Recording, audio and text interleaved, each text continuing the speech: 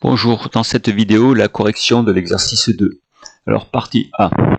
Quelle est la loi suivie par X? On a déjà fait cet exercice en classe. Alors, en fait, qu'est-ce qu'on fait? On refait 12 fois pareil, 12 fois, on tire une boule parmi 20.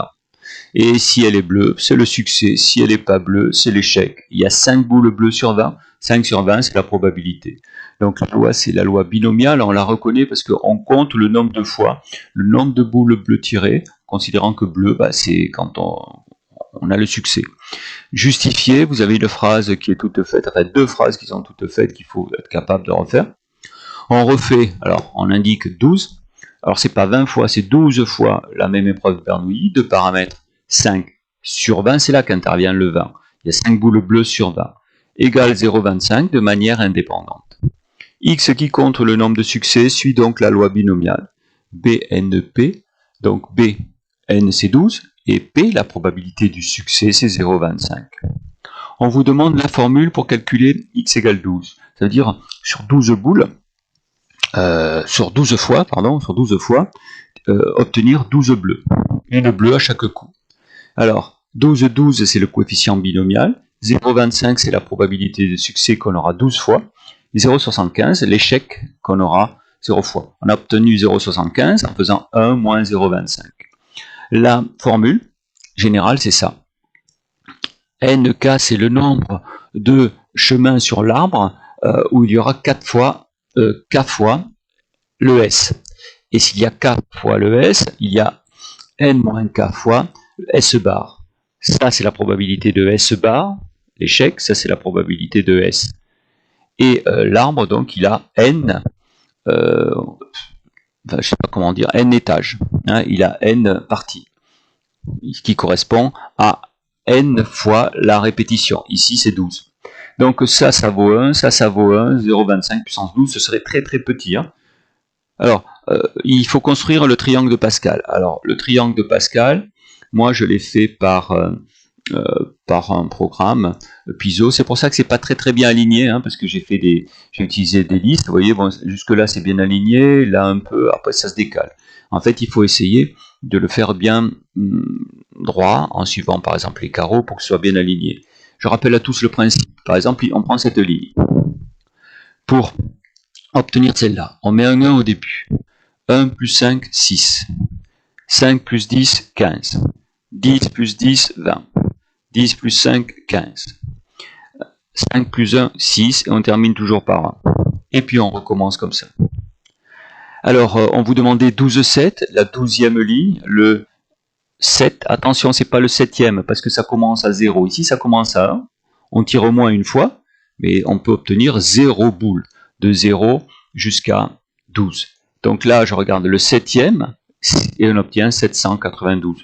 Voilà les valeurs qu'on n'a pas corrigées en classe, on a seulement dit que c'était 792. Je vous montre à titre d'information mon petit programme, voilà, ça ressemble à ça. C'est pas très très long, vous voyez. Et là, je mets 12. Si je veux faire avec 13 lignes, je mets 13 ou 14 ou 15, etc. Voilà le programme en Python que j'ai fait pour pouvoir faire ce triangle de Pascal. Voilà. Ça utilise des listes. Vous voyez, il y a des listes ici. Quand c'est entre crochets, c'est des listes. Bon, voilà, ça c'est pas forcément utile pour le DS, je veux dire. Après, pour réfléchir, ça peut être utile. Alors, 12, 7, c'est 792. Alors, la probabilité que x égale 7. Formule, ici, avec n égale 12 et k égale 7. 12, 7, je réussis 7 fois, le succès 7 fois, et l'échec 5 fois.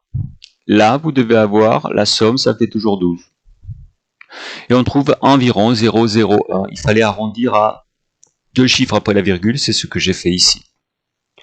Alors, l'espérance, on a une formule toute faite, je mets les formules ici à droite, n fois p. 12 fois 0,25, ça fait 3.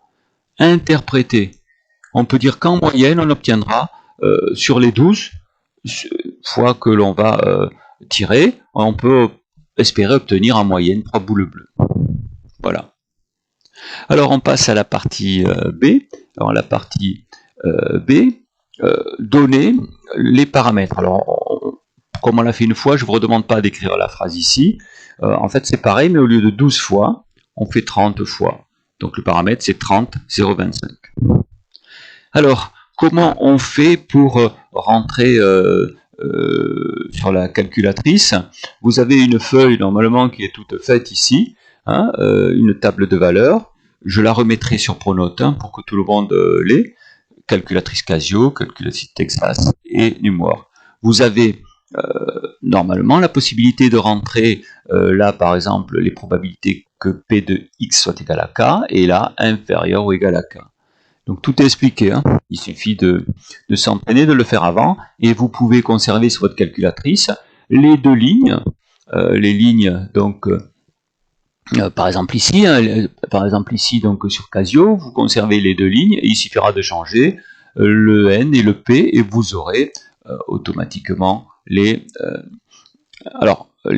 deux colonnes. Par contre, il faut être capable aussi de rentrer avec, ici il y a 7 par exemple Casio, de dire si on va jusqu'à 30, de mettre 0,30. Parce que sinon ça va s'arrêter à 15. Hein, donc pour avoir toutes les probabilités.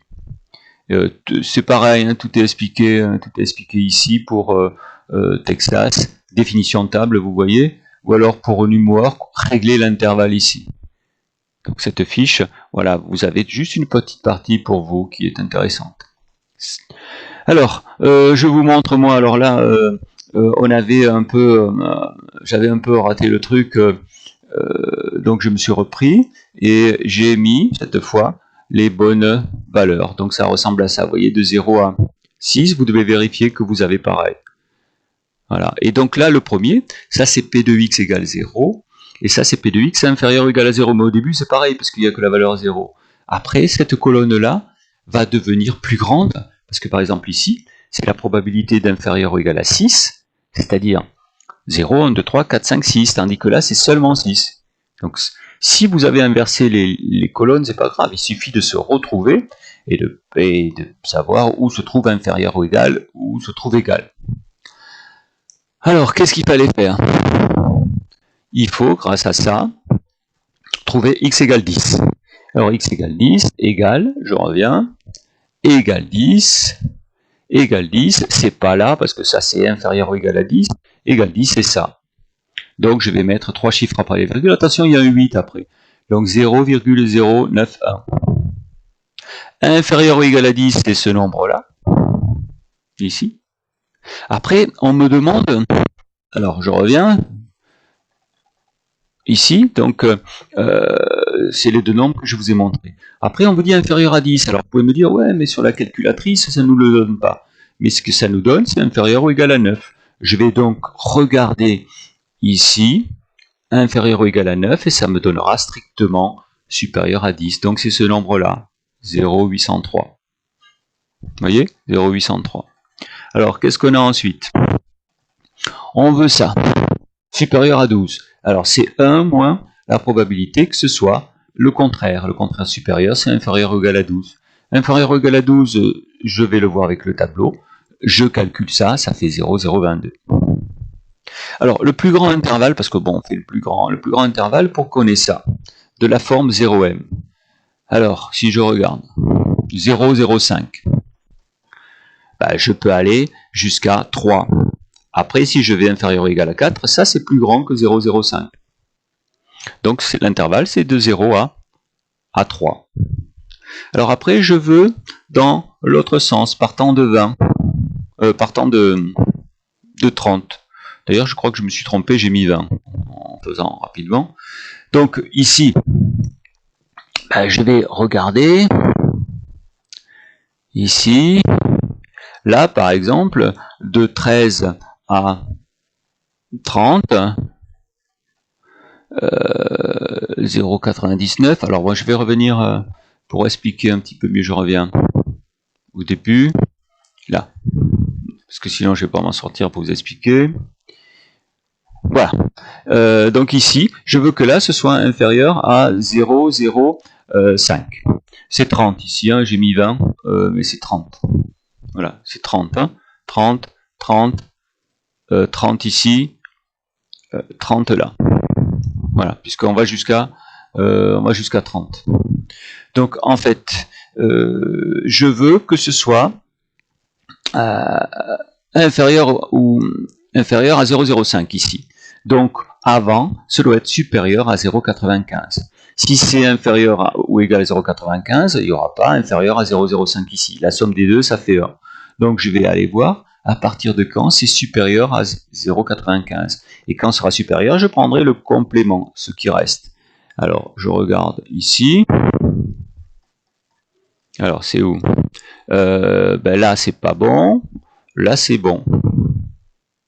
Donc, à partir de là, c'est supérieur à 0,95. Donc, tout ce qui reste, de 13 jusqu'à 30, tout ce qui reste, ce sera donc avec une probabilité inférieure à 0,05 ici. En fait, ce sera égal à 1 moins ça. 1 moins P de x inférieur ou égal à 12, ça va nous donner la probabilité de 13 jusqu'à 30. Donc en fait, la réponse, c'est 13 jusqu'à 30. C'est 30 ici, hein. 13 jusqu'à 30. Vous voyez, de 0 à 12, c'est supérieur à 0,95. Et donc, de 13 à 30, c'est inférieur à 0,05. Alors, pour calculer cette chose-là, on fait 1 moins la probabilité que x soit inférieur ou égal à 12. Ça, je l'ai trouvé. Vous voyez, c'est 0,02. Si vous faites inférieur ou égal à 11, ici, vous allez trouver quelque chose de supérieur à 0,05. Alors, pour déduire un intervalle de la forme comme ça, on regarde entre 0 et 3, c'est inférieur à 0,05. Entre 13 et 20, c'est inférieur à 0,05. Ce qui reste entre les deux, c'est forcément supérieur à 0,90, parce que la somme des deux, ça fait 0,10. Donc c'est 4, 12. 4, 12, c'est ce qui reste une fois qu'on a enlevé entre 0 et 3 et 13 et 20. Pour calculer la probabilité que ce soit entre 4 et 12, on fait la probabilité que ce soit inférieur ou égal à 12 moins la probabilité que ce soit inférieur ou égal à 3. Parce que 4, on le veut. On va pas l'enlever, on le veut. Ça, c'est ce que je trouve dans ma colonne là. Et je trouve que ça fait à peu près 0,94. Par contre, si j'agrandis ce nombre ou celui-là, je vais trouver quelque chose ici. Enfin, si j'agrandis celui-là, je vais trouver quelque chose de supérieur, d'inférieur à 0,90. Alors, c'est pas le seul, hein, c'est pas le seul ici qui est valable. C'est celui qu'on peut déduire facilement avec ce qu'on a trouvé avant. Ici, ça, 0,3, c'est le plus grand, parce que si je prends 0,2, évidemment, c'est inférieur à 0,05. Ici, si je prends 17,20, évidemment, c'est la probabilité est inférieure à 0,05 d'y être dedans. Ça, c'est le plus grand de la forme. Là aussi. Voilà, ça termine la correction de l'exercice 2.